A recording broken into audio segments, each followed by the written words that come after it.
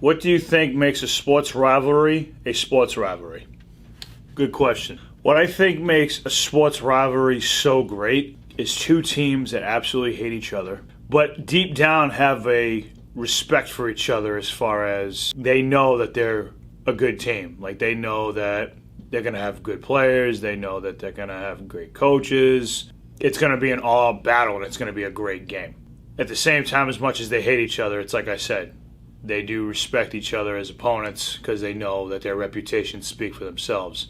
And as much as you want to hate or love somebody, your reputation is your reputation. I hate the Yankees. I respect the Yankees for who they are. There's a big difference. Doesn't mean I like them. I hate Casey, but I have to respect Casey. Hey, are there any requirements to what makes a rival? I mean, you got to be a winning, in my opinion, you got to be a winning organization. You got to be a team that is always in the playoffs, is always in contention, and you always face each other when the lights are brightest. In your own division, that you're fighting for that number one spot. What happened with the Celtics and Lakers, that's always considered a rivalry, or do you think a rivalry can change as time goes on? If time goes on, let's say that one team just always stays good and another one kind of falls off the planet. I mean, to me, that kind of ruins now again, this is just my opinion, it ruins the concept of a rivalry, because how much fun is it if one team sucks and one team is really good? What made the Celtics and Lakers a rivalry is because they kept facing each other in the championship. Because the Celtics are so good. Yeah. The Lakers are so good. They had so many great players. We're talking Larry Bird, Kevin McHale, Danny Ainge, Bob Cousy, Bill Russell. Iconic guys. And for the Lakers, you got Kareem Abdul-Jabbar, Kobe Bryant, Shaquille O'Neal, Jerry West. I mean, just the list can go on and on. You have Magic Johnson. You got all these guys that usually when you have a rival, you have great players. Not only is it Celtics Lakers, but think about this. Magic and Larry. They would go at it with each other. That's what makes a great rivalry. Is you have the best of the best.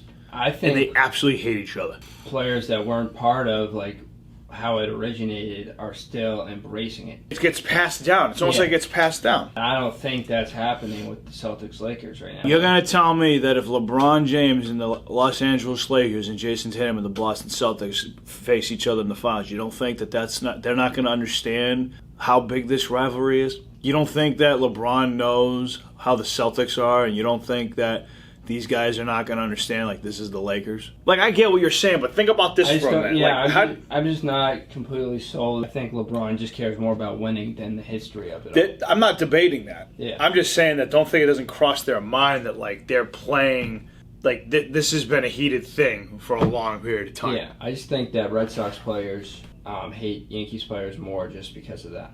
Now, the biggest difference between the Red Sox and Yankees and the Celtics and Lakers, which is why I said that they're a bigger rivalry, because they're in the same division. You can't really compare, don't get me wrong, it's a rivalry, but the Celtics and Lakers don't play each other too often in the championship anymore, like it was back in the 80s or 90s.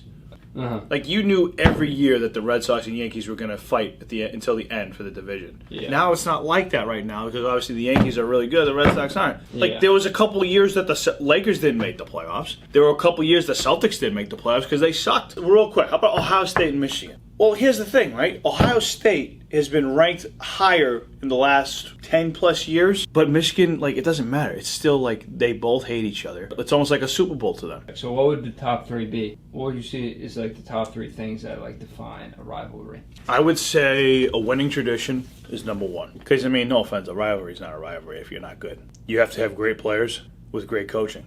It's all about winning, Casey. Yeah. At the end of the day, it's all about winning. I'll give you a good example. Me personally, I consider the team we played yesterday our rival. Okay. Now again, there's no such thing as a rival and that kind of stuff. To me, my dad and I have went to battle with this team for years. They've won championships against us, and we've won things against them. Don't get me wrong, if we beat anybody, it would have felt good. But when we beat them, it kind of gave that little extra. Because you have history. Right. So number three would be, I did winning. A winning tradition is one. Two is the history, and then three is having great players and great coaches.